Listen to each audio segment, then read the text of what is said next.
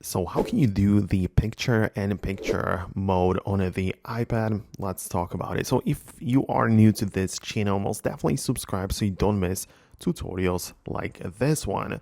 So essentially, you need to make sure you have it turned on at first. So on your iPad, you need to go to the settings, and on the left panel, we have the multitasking and a gesture. So you get it there.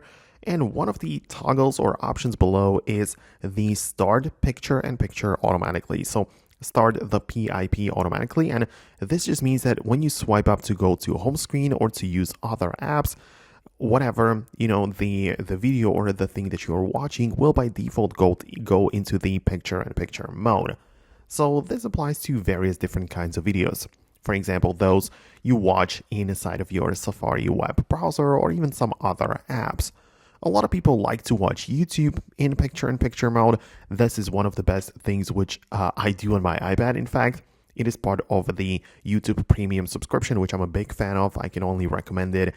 And there, whenever you are watching video like that, you can swipe up on it like this, and it will just make you go to this picture-in-picture floating kind of mode, which you can move around, resize, you can pause or even go back or forward, depends on the actual controls you have available, but this is what you can do. You can also close it or return to full screen if you need it, but yeah, that's how you can use it on your iPad. Let me know below in the comments what you think about it. Most definitely subscribe for more tutorials and guides like this one, and I'll talk to you later in the future videos.